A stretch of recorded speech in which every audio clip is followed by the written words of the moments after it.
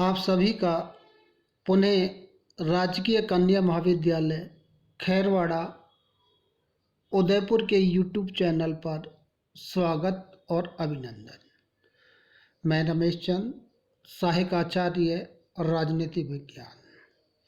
आज अपना टॉपिक है प्रांतीय स्वशासन। ये topic BA second year paper second का है। जैसा कि हमने पूर्व में 1935 के भारत शासन अधिनियम का अध्ययन किया था, उसी से संबंधित ये टॉपिक है। सबसे पहले हमें प्रांतीय स्वशासन का क्या अर्थ है, इसके ऊपर हमको चर्चा करना है। फिर उसके बाद हम 1935 के अधिनियम द्वारा किस तरह की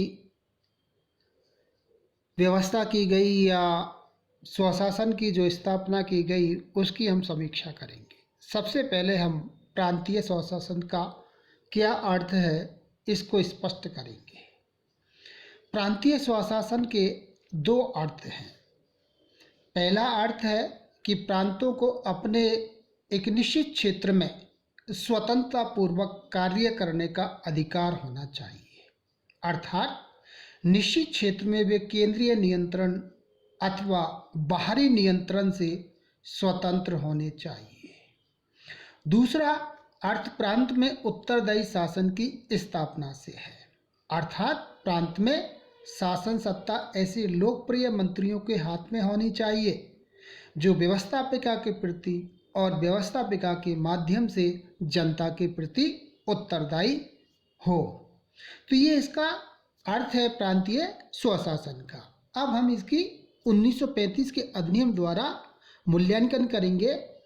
प्रांतीय स्वशासन की उपयुक्त कसौटी पर 1935 के अधिनियम के माध्यम से निश्चित हो जाता है कि 1935 के अधिनियम द्वारा प्रदत्त प्रांतीय स्वशासन वास्तविकता से बहुत अधिक दूर था। बाहरी और आंतरिक दोनों ही क्षेत्रों से इस पर ऐसी सीमाएं लगा दी गई थी कि प्रांतों के पास स्वायत्तता या ऑटोनॉमी एक अंश भी नहीं थी। अधिनियम द्वारा अर्थात 1935 द्वारा स्थापित व्यवस्था के अंतर्गत न तो प्रांत बाहरी क्षेत्र से स्वतंत्र थे और न ही इसके द्वारा प्रांतों में उत्तरदायी शासन की स्थापना की गई थी। अब इसको हम विस्तार पूर्वक से अध्ययन करेंगे कि प्रांतीय स्वशासन पर बाहरी प्रतिबंध। प्रांतीय स्वशासन की धारणा के अनुसार प्रांतीय स्वशासन को अपने निश्चित क्षेत्र में बाहरी क्षेत्र से पूर्ण स्वतंत्र होना चाहिए था, लेकिन 1935 के अधिनियम के अंतर्गत आंतरिक स्वतंत्रता को समाप्त कर दिया गया।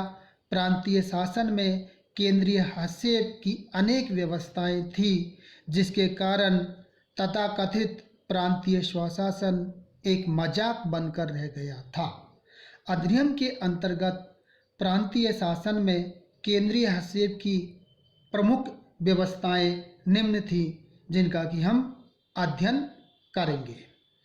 जैसे अधिनियम की धारा 102 में कहा गया था कि गवर्नर जनरल के द्वारा गंभीर आंतरिक अव्यवस्था या आंशिक तथा युद्ध के वास्तविक या संभावित खतरे के कारण संकटकालीन स्थिति की घोषणा की जा सकती थी।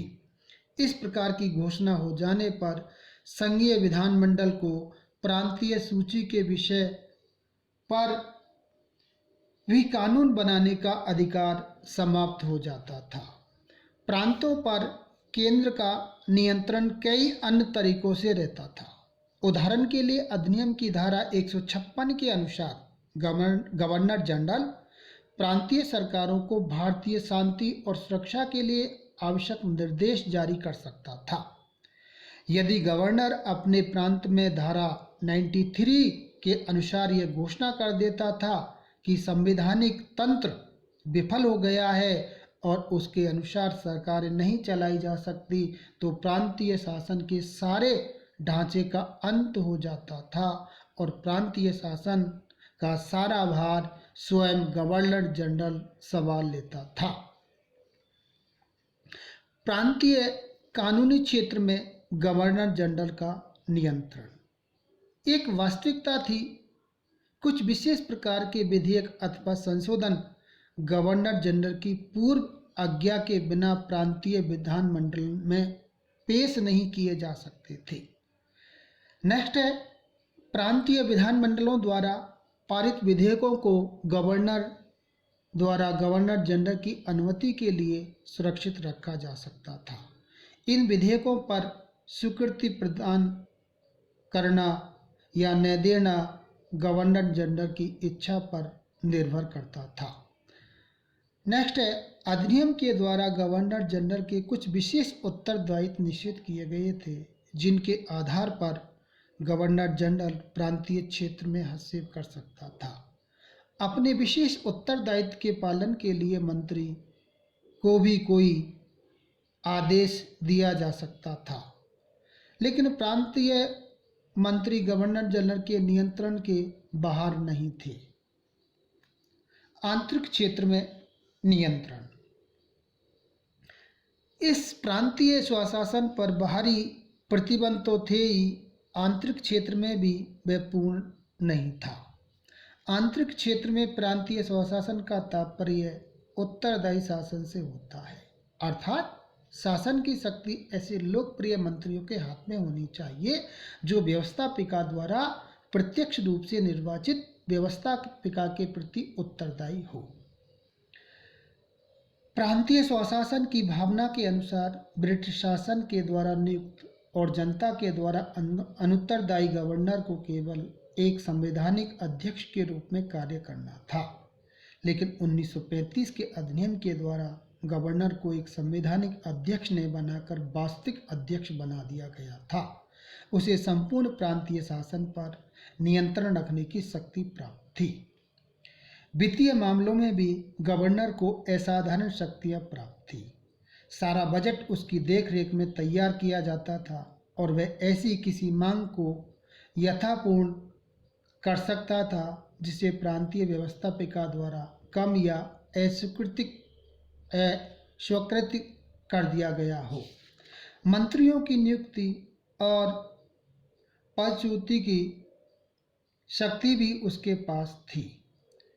वह मंत्रियों में विभाग का बंटवारा करता था, उनकी बैठकें बुलाता था। व्यवहार में गवर्नर द्वारा मंत्रियों को हटाने की शक्ति भी प्राप्त थी। इन सब प्रतिबंधों के बावजूद जो थोड़े बहुत अधिकार उत्तरदायी मंत्रियों के पास बचे थे, उनमें सार्वजनिक सेवाओं ने भी अनेक बाधाएं उपस्थित की थी। इसका कारण यही था कि संवैधानिक रूप से मंत्रियों का सेवाओं पर कोई नियंत्रण नहीं था और सचिवों की सीधी गवर्नर से मिलने का अधिकार था। प्रांतीय शासन पर बाहरी और आंतरिक सीमाओं के आधार पर बिना किसी अतिशयोक्ति के यह कहा जा सकता है कि प्रांतीय स्वशासन केवल एक धोखा था। अतः भारतीयों के द्वारा इसके प्रति असंतोष व्यक्त किया गया और प्रांतों के लिए वास्तविक स्वशासन की मांग की गई थी। धन्यवाद।